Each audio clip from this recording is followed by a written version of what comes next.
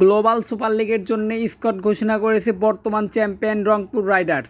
আগামী 10 থেকে 18 জুলাই গায়ানা ন্যাশনাল স্টেডিয়ামে হবে এই টুর্নামেন্ট। প্রথম আসরে শিরোপা জেতা রংপুর রাইডার্সকে নেতৃত্ব দিয়েছেন নুরুল হাসান সোহান অভিজ্ঞ।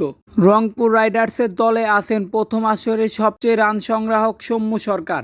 গত আসরে 5 ম্যাচে 250-তে 188 রান করেছেন সৌম্য। বাঁহাতি এই ওপেনার দলে থাকলেও নেই স্পিনার মেহেদী হাসান।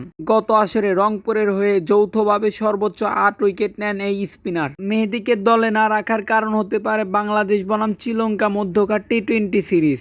3 ম্যাচের এই টি-20 সিরিজ শুরু হবে আগামী 10 জুলাই। সেক্ষেত্রে সৌম্যর বাংলাদেশ দলের থাকার সম্ভাবনা আছে। চোটের কারণে বাংলাদেশের সর্বশেষ 2টি টি-20 সিরিজ খেলতে পারেনি সৌম্য। এর আগে ওয়েস্ট ইন্ডিজের বিপক্ষে টি-20 সিরিজে তিনি দলে ছিলেন। রংপুরের স্কোয়াডে বিদেশি কোটায় এসেছে কিছু বড় নাম।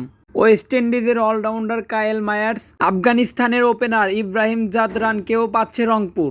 এর বাইরে পাকিস্তান 3 ক্রিকেটার স্কোয়াডে রাখা হয়েছে। এদের মধ্যে ইফতেখার আহমেদ ও আকিব জাভেদ খেলেছেন রংপুরের হয়ে, আর খাজা নাফা খেলেছেন চট্টগ্রামের হয়ে। চট্টগ্রামের হয়ে 5টি ম্যাচ খেলে 3টিতে 50 করে টোটাল রান করে 201। ইফতেখার আহমেদ করেন 305 রান। আর আকিব ছিলেন টুর্নামেন্টের অন্যতম সেরা বোলার, তৃতীয় সর্বোচ্চ 20টি উইকেট নেন।